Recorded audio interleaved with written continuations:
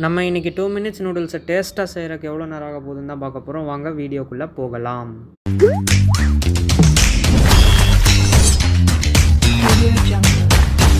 நம்ம காய்கறிகள்லாம் கட் பண்ணி ரெடியாக வச்சுருக்கோம். செய்கிறக்கு எவ்வளோ நேரம் ஆகுதுன்னு தான் பார்க்க போகிறோம். 2 பெரிய வெங்காயம் நல்லா பொடி பொடியாக நறுக்கி எடுத்துக்கோங்க. 1 கேரட்டு, 5 பீன்ஸ் நல்லா பொடி பொடியாக நறுக்கிக்கோங்க. 1.5 பச்சை மிளகா, 2 தக்காளி ரெடி பண்ணி வச்சுருக்கோம். மஞ்சள் தூள் 1 ஸ்பூன், கரம் மசாலா 1 ஸ்பூன், காரத்துக்கு ஏற்ப மிளகாய் தூள் எடுத்துக்கோங்க. அதுக்கப்புறம் மேகி மசாலாவை ஒரு பிளேட்டில் கொட்டி வச்சுருக்கோம். இப்போ நம்ம டைமரை ஸ்டார்ட் பண்ணிடலாம். ஒரு கடாயில் 2 டேபிள் ஸ்பூன் அளவுக்கு தேங்காய் எண்ணெய் ஊற்றிக்கோங்க. எண்ணெய் காஞ்சதும் 1/2 ஸ்பூன் கடுகு போட்டுக்கோங்க. இப்போ பொடி பொடியாக நறுக்கி வச்சுருக்க பெரிய வெங்காயத்தை சேர்த்துக்கோங்க.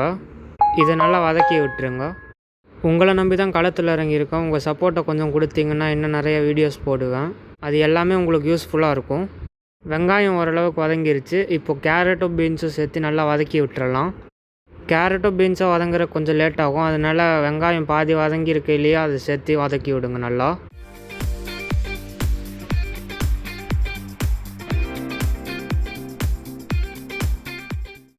இந்த ஸ்டேஜில் இப்போ நம்ம தேவையான அளவு உப்பு சேர்த்துக்கலாம். இதை ஒரு கலக்கிடுங்க. இந்த ரெசிபி அதிகமாக உங்கள் வீட்டில் செய்யாதீங்க. 2 months ஒன்ஸ் 3 months ஒன்ஸ் அந்த மாதிரி செஞ்சுக்கோங்க. இப்போ ஒரு 2 பச்சை மிளகாயை சேர்த்துட்டு தக்காளியை சேர்த்துடலாம்.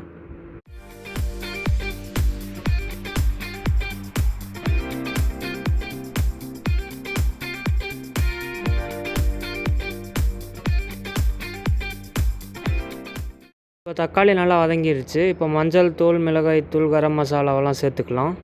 இதை நல்லா கிளறி விடுங்க, பச்சை வாசனை போகிற வரைக்கும்.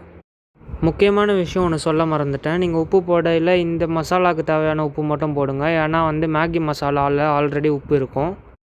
இப்போ நம்ம 300 ml தண்ணி ஊற்றிக்கலாம். ஒரு பேக்கெட் மேகிக்கு 100 ml கணக்கு வச்சு ஊற்றிக்கோங்க.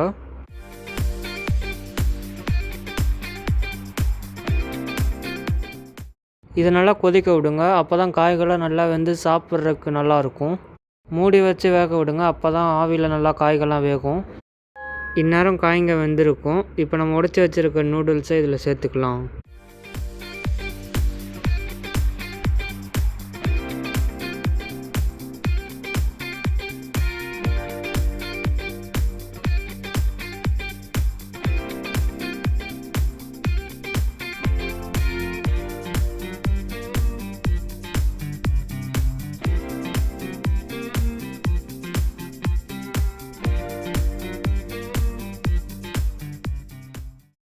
இந்த ஸ்டேஜில் நம்ம மேகி மசாலாவை சேர்த்துக்கலாம். இதை நல்லா கலரை விடுங்க, ஈவனாக ஸ்ப்ரெட் ஆகிற மாதிரி. அப்போ தான் டேஸ்ட்டாக இருக்கும்.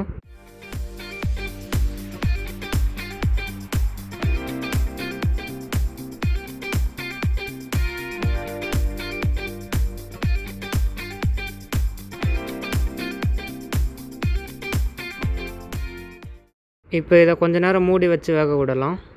இது இந்நேரம் வெந்திருக்கும், திறந்து பார்க்கலாம். ஓகே, தண்ணியெல்லாம் நல்லா இஞ்சி வெந்திருக்குது. அவ்வளவுதாங்க, அருமையான டேஸ்டான நூடுல்ஸ் ரெடி ஆயிடுச்சு.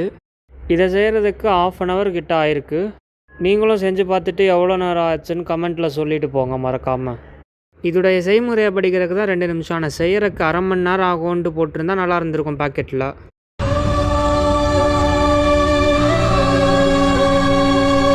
இந்த வீடியோ உங்களுக்கு பிடிச்சிருந்தா லைக் பண்ணுங்கள், கமெண்ட் பண்ணுங்கள், ஷேர் பண்ணுங்கள், மறக்காமல் சப்ஸ்கிரைப் பண்ணுங்கள். அப்போ தான் நான் போடுற வீடியோவில் உங்களுக்கு உடனுக்குடனே நோட்டிஃபிகேஷனில் வரும். தேங்க்ஸ் ஃபார் வாட்சிங்.